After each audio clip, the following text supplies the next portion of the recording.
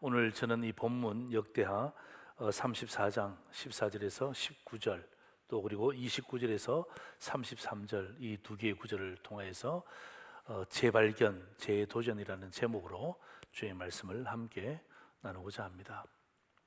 자, 여러분, 우리 교회는 상도제일교회 아닙니까? 상도제일교회가 속해 있는 교단이 여러분 어떤 교단인지 아세요? 어떤 교단이죠? 사실 교회만 출석하시는 분들은 교단을 잘 모릅니다. 아마 장로님 정도 되면 이 교단에 대해서 관심이 있기 때문에 아는데, 보통 성도님들은 교회 이름이 뭐죠? 그러면 상도제일교회입니다라고 이야기하는데, 혹시 그 교회는 어떤 교단이죠? 라고 물으면 교단요? 잘 모르는데요? 이렇게 많이들 이야기합니다. 여러분, 우리 교회가 속해 있는 교단은요, 대한예수교 장로회 합동교단입니다. 여러 교단들이 있습니다. 그 가운데 장로교고요, 장로교 중에서도 뭐예요? 합동교단입니다. 이 교회들이 연합된 것이 교단인데요, 그게 합동이라는 거죠. 예. 이 합동교단인데, 합동교단이 쓰고 있는 로고가 있습니다. 그 로고는 뭐냐면 바로 저거예요. 아마 오늘부터 여러분이 다니시다 보면 이제 저 로고가 여러분 눈에 들어올 거예요. 아마 교회마다 이런 로고가 붙어 있습니다. 저 로고는 우리 합동교단의 로고인데요, 앞에는 구약을 상징하고요, 뒤에는 신약을 상징합니다. 성경책을 상징하고 중간에 십자가가 있잖아요. 예수 그리스도가 연결되어져 있는 그런 로고를 우리 교단에서 쓰고 있습니다. 아마 오늘도 여러분 가시다 보면 이게 여러 교회가 있잖아요. 교회 탁 보면 저 로고가 붙었구나 생각하면 우리와 같은 교단으로 여러분들이 이해를 해 주셔도 됩니다. 그런데 있잖아요, 우리 이 길 넘어서 상도중앙교회가 있습니다. 상도중앙교회는 교단이 우리와 달라요. 이 상도중앙교회는 교단이 통합교단입니다. 대한예수교 장로회 통합교단인데, 통합교단은 어떤 로고를 쓰냐면요, 이런 로고를 씁니다. 다니시다가 교회 앞에 이런 로고를 여러분 아마 자주 보게 되고 이제는 눈에 들어올 것입니다. 저 뒤에 배경은 양피지, 하나님의 말씀이지만 또 대한민국의 지도의 모양을 본뜨고 있죠. 그리고 앞에는 예수 그리스도 십자가가 딱 주어져 있습니다. 이것은 통합교단의 로고입니다. 자, 여러분, 이 장로교회에 두 개의 거대 산맥이 있다면 바로 합동교단과 통합교단입니다.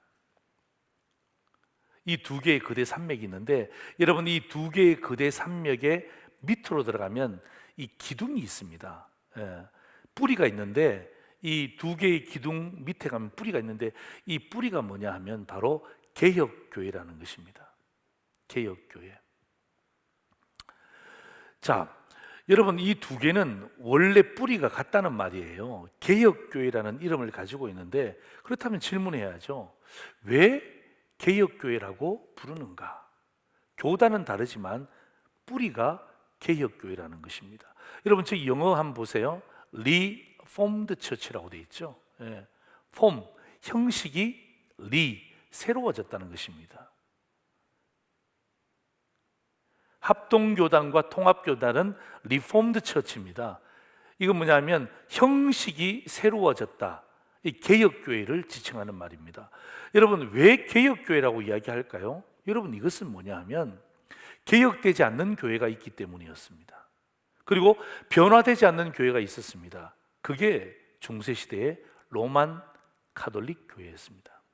로만 카톨릭 교회는 개혁되지 않았습니다. 로만 카톨릭 교회는 변화되지 않았습니다. 그러니까 로만 카톨릭 교회와 구별되어지기 위해서 만든 이름이 개혁교회인 것입니다. 그래서 여러분, 이 개혁교회에 속해 있는 거의 모든 교단에 속해 있는 교회들은요, 10월 마지막 주일을 종교개혁 기념주일로 지킵니다. 또 질문해야죠.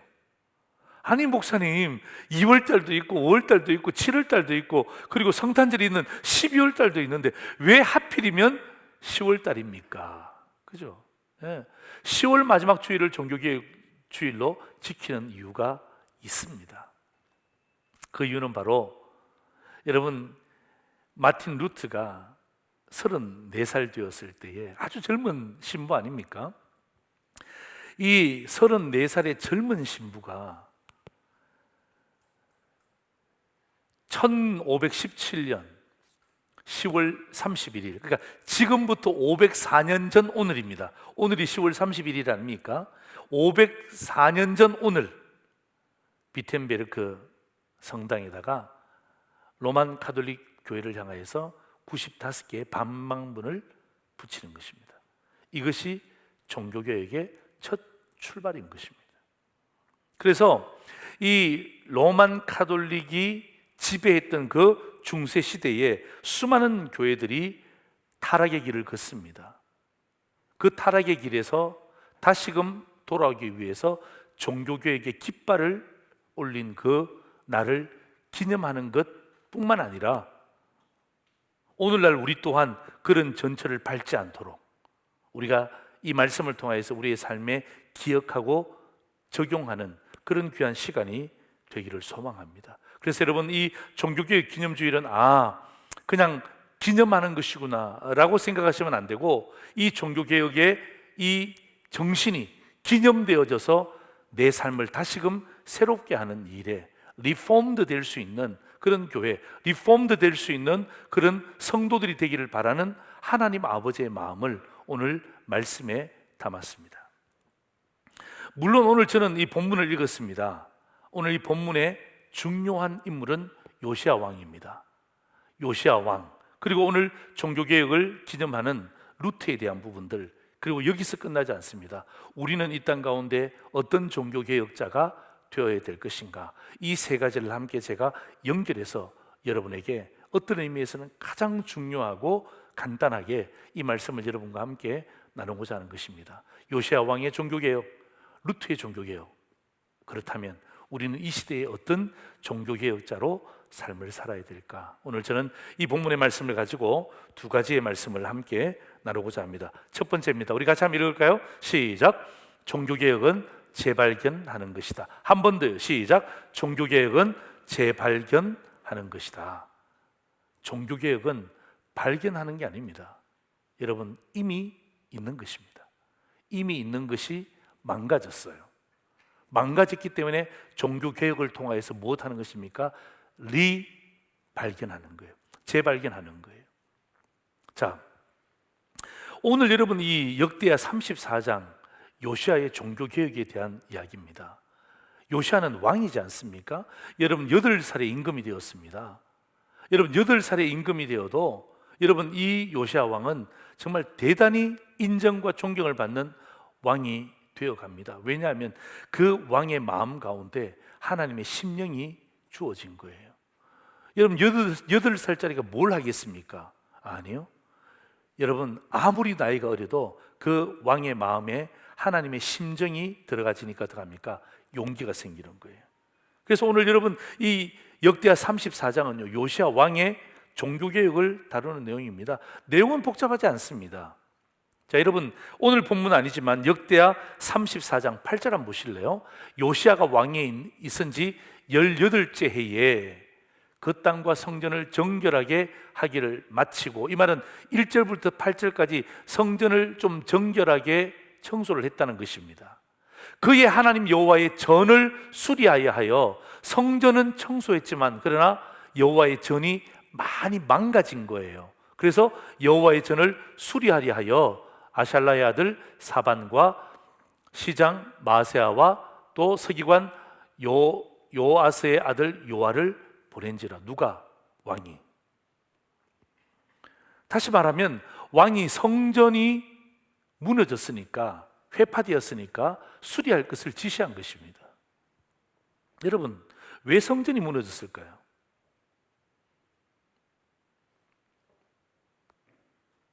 여러분 왜 성전이 무너졌을까요? 여러분 성전이 무너진 이유는 무엇입니까? 성전이 방치됐다는 것입니다. 성전이 무너진 이유는 사람들의 관심을 끌지 못했다는 것입니다. 성전이 무너진 이유는 그 성전에 중요한 가치를 두지 않았다는 것입니다. 그러니까 세월이 지나니까 성전이 무너지고 회파되기 시작한 거예요. 여러분, 우리가 새로운 집에 이사 가도 있잖아요. 사람이 살지 않으면 몇 년 지나면 완전히 폐허가 됩니다. 신기하죠? 아무도 안 살았잖아요. 그런데 사람이 안 사니까 어떡합니까? 그 집은 곧 폐허가 되더라고요. 마찬가지입니다. 성전이 무너진 이유가 무엇입니까? 방치된 거예요. 관심에서 멀어진 거예요. 정치인들과 제사장들이 서로 눈치를 보기 시작하는 거예요. 성전에 들릴 일이 없는 거예요. 몇 년 동안? 수십 년 동안. 누구의 잘못입니까? 여러분, 누구의 잘못입니까? 여러분, 요시야 왕의 잘못이 아닙니다. 여러분, 이 역사를 거슬러 올라가면 이 유대 임금 가운데 아하스 왕이 있습니다. 벌써 여러분, 이때부터 성전은 엄청 무너지기 시작했습니다. 그리고 이름 므낫셋 왕이라는 이름 들어보셨죠? 므낫셋 왕. 여러분, 이 므낫셋 왕이 요시야 왕의 할아버지입니다. 55년 동안 성전이 방치됩니다. 아무도 놀라시지 않나요? 여러분, 5년이 아닙니다. 55년 동안 성전이 방치된 거예요. 무너진 채로 내버려 둔 거예요. 관심이 없는 거예요. 그리고 므낫세의 아들이 아몬입니다. 아몬은 요시야 왕의 아버지죠. 그 왕이 2년 동안 통치합니다. 2년 동안 방치되어 있었어요. 여러분, 이 세 사람의 공통점이 뭔 줄 아십니까? 여러분, 이 사람들은 우상 숭배자였습니다. 하나님을 섬기는 것이 아니라 우상을 섬겼습니다. 산당을 섬겼습니다. 그러니까 어떡합니까? 여러분, 우상을 섬기고 산당을 만드니까 하나님의 성전에 대해서는 관심이 없는 거예요. 눈길 주지 않는 거예요. 여러분, 수십 년이 지났습니다. 반백년이 지났습니다. 여러분, 그 성전이 온전할 리 만무하죠. 그러니까 어떡합니까? 여러분, 청소 몇 번 해서 안 돼요. 무너질 대로 무너진 거예요. 그래서 여러분, 이 요시야가 왕이 되고 난 이후에 어떡합니까? 하나님의 전 성전을 수리하도록 명령한 거예요. 내용은 이렇습니다. 여러분, 제사장 힐기야가 이제 가서 성전을 수리하다 보니까 거기에서 뭘 발견한 거예요? 율법책을 발견한 거예요. 여러분, 이건 가슴 아픈 일이에요. 원래 여러분, 율법책은 하나님의 성전에 있었던 거예요. 그런데 어떡합니까? 사람의 관심 밖으로 밀려난 거예요. 그래서 성전을 수리하다 보니까 어떡합니까? 저 구석에 처박혀 있는 모세 율법, 하나님의 말씀을 비로소 발견한 거예요. 재발견한 거예요. 그래서 어떡합니까? 그 제사장 힐기야가 벌벌 떨면서 세상에, 이 하나님의 율법이 이곳에 있다니. 그래서 어떡합니까? 그 성경을 가지고 와서 서기관 사반에게 줍니다. 성전을 청소하다가 율법책을 발견했나이다. 사반도 어떡합니까? 이 율법책을 보고 난 다음에 벌벌 떠는 거예요. 여러분, 이 서기관 사반이 누굽니까? 서기관이 누굽니까? 하나님의 말씀을 기록하는 자들 아닙니까? 그런데 율법책이 거기서 발견됐네요. 벌벌 떨면서 어떡합니까? 이것을 누구에게 가지고 옵니까? 왕에게로 가지고 오는 것입니다. 자, 역대하 34장 18절 19절 보세요. 서기관 사반이 또 왕에게 아뢰어 이르되 제사장 힐기야가 내게 책을 주더이다 하고 사반이 왕 앞에서 그것을 읽으매, 우리 그 다음 같이 읽습니다. 시작. 왕이 율법의 말씀을 듣자 곧 자기 옷을 찢더라. 한 번 더요. 시작. 왕이 율법의 말씀을 듣자 곧 자기 옷을 찢더라. 여러분, 율법책을 발견한 것도 중요합니다만은 여러분, 요시야 왕의 반응을 보세요. 왕이 율법의 말씀을 듣자 곧 어떡합니까? 자기의 옷을 찢었습니다. 여러분, 옷을 찢는다는 말은 이미 여러분 관용적인 표현입니다. 이것은 하나님 앞에 자복했다는 거죠. 회개했다는 거죠. 탄식했다는 것입니다. 여러분, 그 당시 유대인들이 하나님 앞에 자기의 죄를 자복하고 탄식할 때 가장 먼저 했던 것이 무엇입니까? 자기의 옷을 쫙 찢는 거예요. 예. 자기 옷을 찢고 하나님 앞에 우리가 이렇게 불충했나이다 고백하는 거예요. 여러분 왕도 하나님 말씀을 들으니까 어떡합니까? 그 말씀 앞에 자기 자신을 재발견하는 거예요. 여러분 왕이라고 해도 죄인이 아닙니까? 여러분 왕이라도 해도 어떡합니까? 하나님의 백성이 아닙니까? 여러분 율법책이 재발견되어진 것도 중요하지만은 그 말씀 앞에 자기 자신이 재발견되어진 것은 더 중요한 거예요. 여러분 생각해 보세요. 여러분 요시야 왕이 이 모든 사실에 대해서 자기 할아버지에게로 전가할 수 있잖아요. 아, 우리 할아버지가 잘못 사셨구나.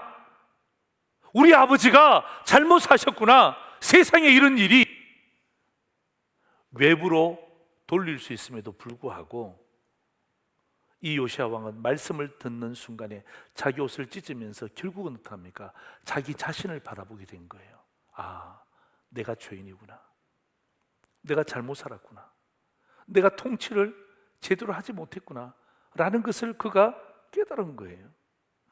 여러분 잘못의 원인을 외부로 돌리는 것이 아니라 내부로 돌리고 자기 자신을 보게 된 거예요.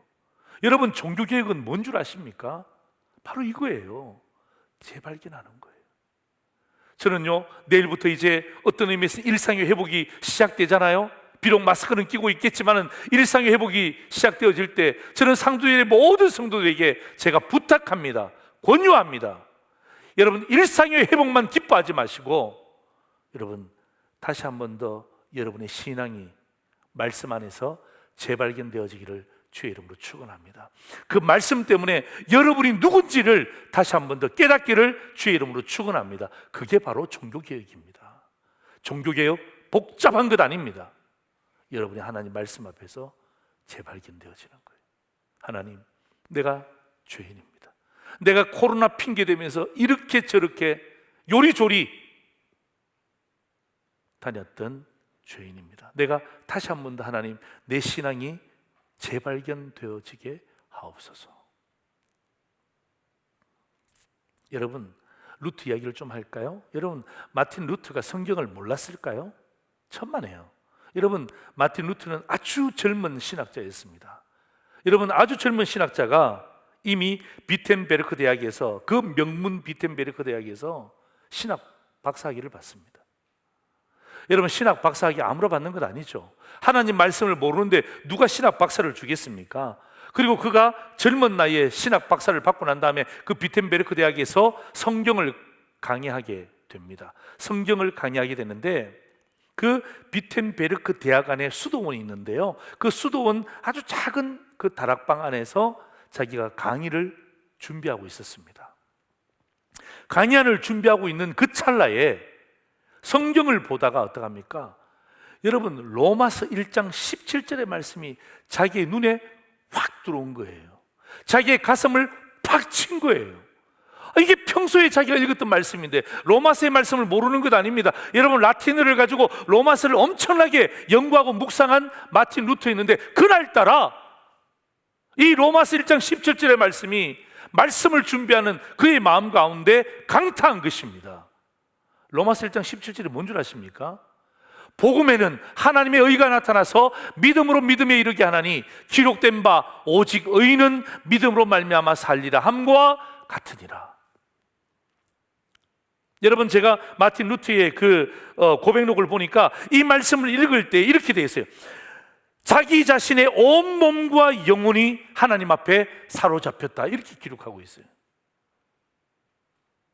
자기 자신의 온 몸과 영혼이 하나님 앞에 사로잡혀 있는 것을 자기는 경험했다는 것입니다. 이게 뭐죠? 성령께서 그의 마음을 조명하신 거예요.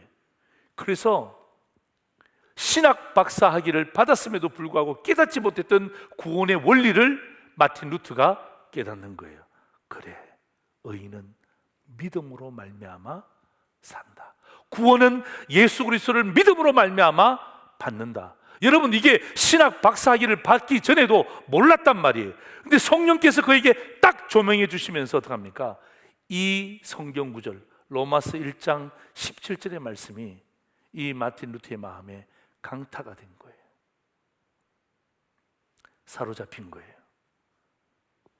깨달음의 영이 왔어요. 그래서 어떡합니까? 그래, 의인은 믿음 외에는 다른 방법이 없구나. 의인은 믿음 외에는 다른 방법이 없구나. 예? 어떤 형식이라든지 어떤 율법이라든지 어떤 고행이라든지 이런 것을 통하여서 오는 것이 아니라는 것입니다. 하나님이 요구하시는 진짜 믿음은 뭐라는 것입니까? 예수 그리스도를 믿음으로 말미암아 오는 이 믿음이 진정한 구원의 핵심이라는 것을 그가 재발견한 거예요. 여러분, 발견한 것 아니에요. 원래 있던 말씀입니다. 여러분, 로마서 1장 17절은 그때도 있었고 지금도 있습니다. 원래 있던 말씀을 이 마틴 루터가 재발견한 거예요. 그것이 종교개혁의 기치가 된 거예요. 저는 마찬가지입니다. 여러분, 오늘 요시야 왕이 성전이 무너진 곳에서 율법책을 재발견했잖아요. 원래 있던 율법책입니다. 그것을 수리하면서 재발견한 거예요. 여러분, 마틴 루터가 로마서 1장 17절 원래 있던 말씀입니다. 그런데 어떡합니까? 그 말씀을 묵상하고 강의를 준비하는 중에 성령께서 조명하셔서 어떡합니까? 이 말씀을 통해서 자기 자신을 보게 하시고 자기가 얼마나 더러운 죄인인지를 깨닫게 되고, 아, 내가 지금까지 신학 박사의 타이틀은 가졌지만 잘못 가르쳤다는 것을 알고 어떡합니까? 그때부터 어떡합니까? 종교개혁을 감행하는 것입니다. 여러분, 요시야 왕의 종교개혁 좋습니다. 마틴 루터의 종교개혁 좋습니다. 여기서 끝나면 안 되죠. 저와 여러분의 종교개혁은 무엇입니까? 바로 오늘 여러분 주님 앞에 기도하는 마음으로 말씀드릴 때, 하나님, 내가 예수 그리스도를 재발견하게 하여 주옵소서. 하나님, 나에게 성경책이 있습니다. 여러분, 성경책이 있다는 것이 중요한 게 아닙니다. 그 성경책 속에 있는 예수 그리스도가 값진 보화가 되어서 내 삶에 재발견되어질 때, 여러분, 내 삶 가운데 종교개혁은 오늘에도 이루어지는 거예요. 오늘에도 이루어지는 거예요. 아, 종교개혁은 요시야 왕이나 하는 거죠. 종교개혁은 마틴 루터나 하는 거죠. 아니에요. 오늘 저와 여러분이 이 말씀 앞에서 재발견되어지잖아요. 오늘 유튜브 앞에서 함께 예배드리시는 성도들이 이 말씀 앞에 재발견되어지면 오늘 저와 여러분들은요, 이 시대에 또 다른 종교개혁자가 되는 거예요. 이게 하나님이 원하시는 말씀이에요. 여러분, 누가 재발견하게 못하게 만들죠? 누가 자꾸 무너지게 만들죠? 누가 관심에서 멀어지게 만들죠? 여러분, 곰곰이 생각해 보세요. 도대체 누가 여러분들을 말씀 앞에서 눈을 가리었습니까? 여러분, 누가 여러분 앞에서 하나님의 말씀에 대해서 귀를 막았습니까? 눈을 가리고 귀를 막은 존재가 누굽니까? 뭐예요? 악한 영은요, 여러분, 이 땅 가운데 종교개혁자들이 탄생되는 것 별로 원치 않습니다. 그래서 어떡합니까? 눈과 귀를 딱 막는 거예요. 그래서 어떡합니까? 막았을 때 어떡합니까? 우리는 다시금 뜨기 위해서 최선을 다하는 거예요. 그래서 어떡합니까? 재발견하는 거예요. 네? 있는 하나님의 말씀을 재발견하는 거예요. 여러분, 그 찬송 가운데 366장에 보면 그 366장 그 찬양 가운데 여러분 그런 찬양이 있잖아요. 깊으신 뜻을 알고자 엎드려 기다리오니 내 눈을 뜨게 하소서.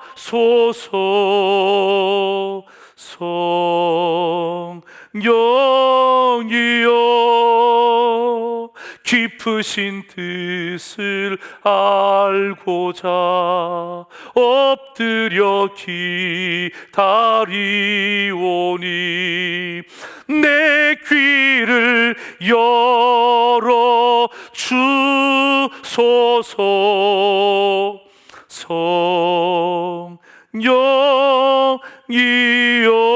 성령이여. 여러분, 종교개혁은요, 멀리 있는 게 아니에요. 오늘도 하나님께서 여러분의 눈을 열어주시고 여러분의 길을 열어주셔서 이 주의 말씀을 재발견하는 거예요. 아멘. 그렇다면 여러분, 우리는 오늘 이 시대에 종교개혁자로 사는 거예요. 여러분의 삶의 중심에서, 여러분의 직장의 중심에서, 여러분의 현장의 중심에서 우리는요, 마틴 루터처럼 오늘도 당당하게 종교개혁자의 후예로 살아가는 것입니다. 하나님, 내 눈을 뜨게 하옵소서. 하나님, 내 귀를 열어주옵소서. 그래서 여러분, 이 말씀을 재발견하기를 주의 이름으로 축원합니다. 아멘. 두 번째입니다. 우리 같이 한번 읽겠습니다. 두 번째, 시작. 종교개혁은 재도전하는 것이다. 한 번 더 시작. 종교개혁은 재도전하는 것이다. 자, 여러분, 제가 좀 전에 그런 말씀드렸죠. 요시야 왕이 율법책을 발견하고 난 다음에 무엇을 했다 그랬죠? 무엇을 했다 그랬습니까? 말씀을 듣자마자 자기의 옷을 찢었다 그랬잖아요. 예, 여러분, 자신의 옷을 찢었다는 것은 회개에 대한 부분들이죠. 만약에 여러분, 이 왕이 자신의 옷만 찢었더라면 그건 종교개혁이 될 수가 없습니다. 그건 개인 개혁입니다. 예, 왕의 개혁으로 끝났을 것입니다. 그런데 성경을 보니까 자기 자신의 옷만 찢은 게 아니에요. 여러분, 유다와 예루살렘의 모든 장로들을 모읍니다. 여러분, 장로들은 뭐예요? 그 당시 리더십을 이야기하는 거예요. 자기의 옷만 찢고 난 다음에 끝! 이게 아니라 자기의 옷을 찢고 난 이후에 어떡합니까? 그 당시 리더십들을 다 모은 거예요.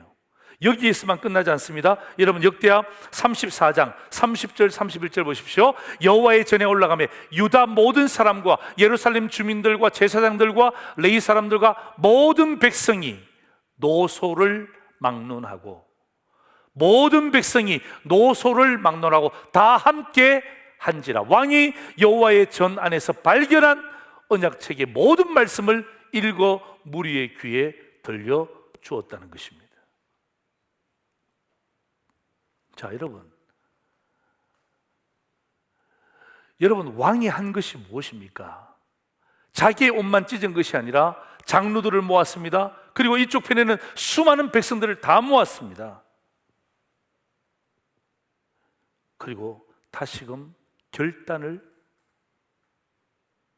추진하는 거예요. 예? 이건 뭐예요? 재도전하는 거예요.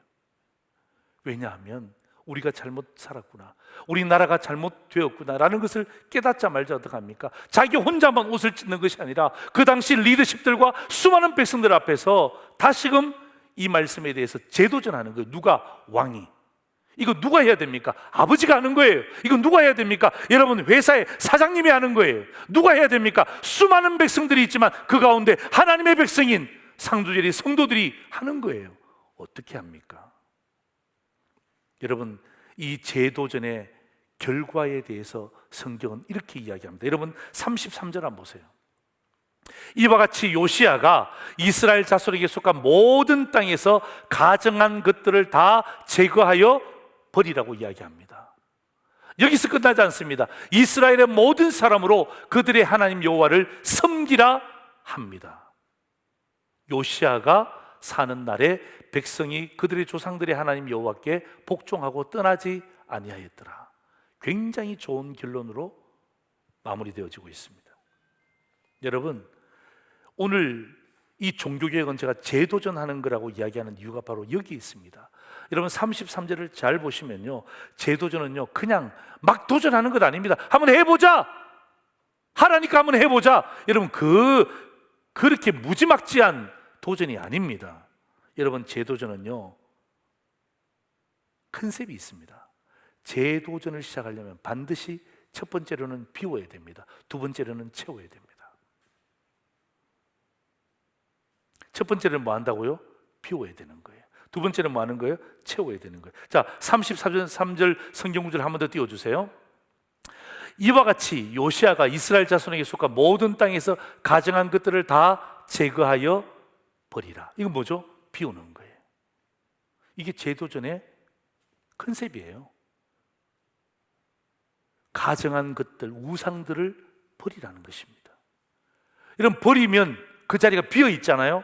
가만히 내버려두면 다른 것들이 차는 거예요. 그래서 무엇하는 것입니까? 이스라엘의 모든 사람으로, 앞구절입니다. 이스라엘의 모든 사람으로 그들의 하나님 여호와를 섬기라고 하는 거예요. 우상들을 비워버렸던 그의 마음에 뭐예요? 하나님을 섬길 수 있도록 다시금 채울 것을 촉구하는 거예요. 그게 바로 종교개혁입니다. 여러분, 우상을 가지고 여전히 하나님을 섬길 수가 없습니다. 여러분, 코로나 이후에 수많은 사람들이 물질에 대해서 갈급해합니다. 모든 성도들도 마찬가지입니다. 그런데 여러분, 이 물질이 하나님이 되잖아요. 그러면 무엇합니까? 여러분, 물질이 하나님이 되잖아요. 진짜 하나님과 경쟁하는 거예요. 여러분, 두 개를 함께 우리 마음에 모실 수가 있다 없다? 없습니다. 여러분, 물질이 하나님이 되고 오늘 성경에 있는 하나님이 진짜 하나님이 될 때에 결국 어떻게 합니까? 여기에서 참 하나님이 무엇인가에 대해서 결정을 해야 되는 거예요. 그래서 오늘 여러분, 종교개혁은 재도전하는 거예요. 여러분, 지금 하나님이 참 하나님이 우리의 하나님이 아니었고 다른 것이 하나님의 자리를 탐하고 있다면 비우는 거예요. 우상을 비우는 거예요. 비우면 그 자리가 파여 있잖아요. 거기에다가 뭐 하는 거예요? 다시금 참 하나님에 대한 부분들을 채우는 거예요. 그래야 우리가 우리의 삶 가운데 하나님이 기뻐하시는 삶을 사는 거예요. 제가 여러분 이 33절 이 긴 구절을 여러분에게 재도전이라는 컨셉 가운데 이렇게 제가 말씀을 정리해 드립니다. 우상을 버림, 하나님 여호와를 섬김. 이게 재도전의 컨셉이에요. 여호와를 섬기는 게 먼저가 아닙니다. 그죠? 야, 목사님, 하나님을 먼저 섬겨야 되지 않습니까? 아니에요. 하나님을 먼저 섬기기 전에 여러분 속에 있는 잘못된 우상, 잘못된 하나님을 비우셔야 합니다. 잘못된 하나님과 참 하나님이 공존할 수가 없습니다. 잘못된 하나님을 비우시고 그 빈자리에 참 하나님을 섬길 때에 이것이 진짜 종교개혁이 되는 거예요.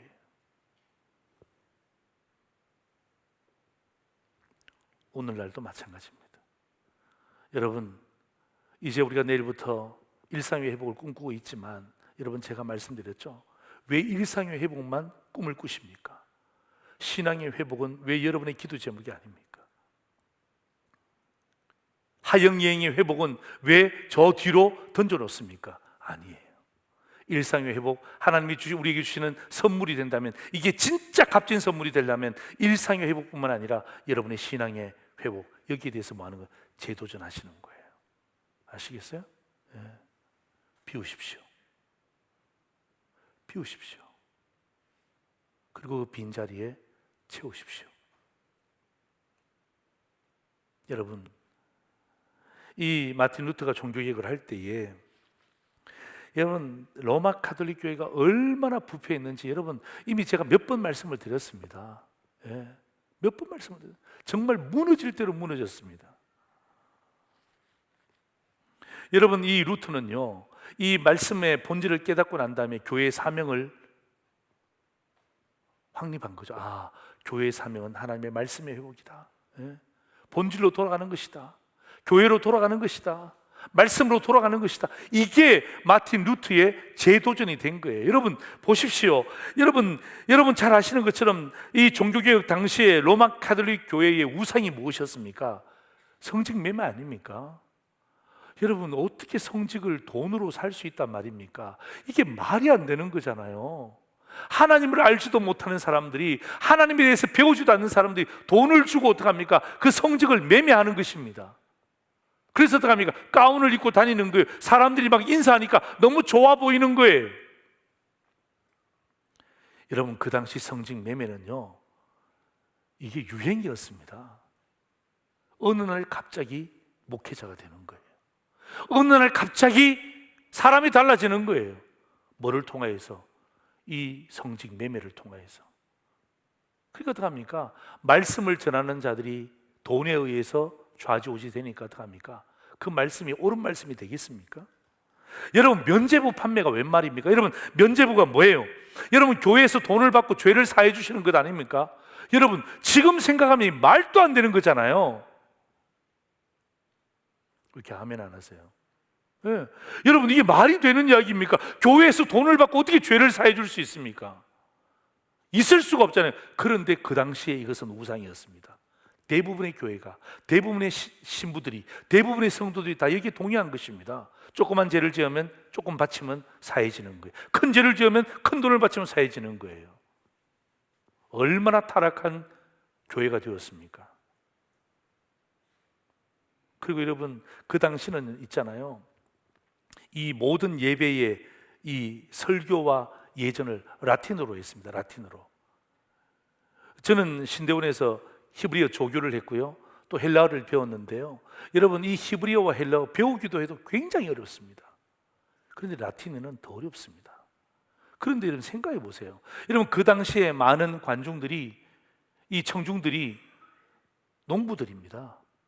산업의 이제 일꾼들입니다. 여러분, 그분들이 언제 라틴어를 배우겠습니까? 여기서 여러분, 신부도 이 라틴어 배우기 힘든데 여기서 말씀을 외치면 자기도 모르는 말씀을 외치잖아요. 앉아있는 사람들은 어떻게 이해하겠습니까? 그들 또한 이해 못하는 거예요. 합력해서 선을 이루는 것이 아니라 합력해서 실족하는 거예요. 그 누구도 알아듣지 못하는 말씀, 그 말씀이 왔다 갔다 하는 거예요. 이게 뭐죠? 이게 그 당시에 우상이었습니다. 그래서 여러분, 마틴 루터가 재도전할 때 여러분, 성직매매, 면죄부, 또 그 다음에 이런 이 라틴어 성경, 여러분, 이러한 부분들을 다 파악하기 위해서 그가 했던 가장 중요한 게 뭐냐면 성경을 독일어로 번역하는 거예요. 아무도 번역하지 않았습니다. 번역 못하게 했죠. 왜냐하면 이 라틴어를 가지고 자기만의 의식만을 갖고, 자기만의 리그를 해야 되는 신부들이, 아니 성경이 독일어로 번역돼 보세요. 이건 일반 시민들이 다 읽는 것 아닙니까? 그래서 어떡합니까? 로마 카톨릭은 이 성경을 번역하지 못하도록 엄청나게 압력을 가했지만 마틴 루터가 다른 사람들의 도움을 받아서 성경을 독일어로 번역하는 거예요. 예. 이 독일어로 번역되어진 성경이 막 그냥 이 복사되어서 날개도 친 듯이 사람들의 손에 들어가지는 것 같아요. 그들이 성경을 읽고 눈이 떠지는 거예요. 성경을 읽고 그들의 삶이 달라지는 거예요. 변화된 삶을 사는 거예요. 그래서 어떡합니까? 그때 어떡합니까? 회개의 영이 함께 들어가게 되고, 그래, 이런 율법이 아니다, 고행이 아니다, 오직 예수 그리스도를 믿음으로 말미암아 우리는 구원을 받는다라는 분명한 확신이 그들의 삶 가운데 씌워지니까 어떡합니까?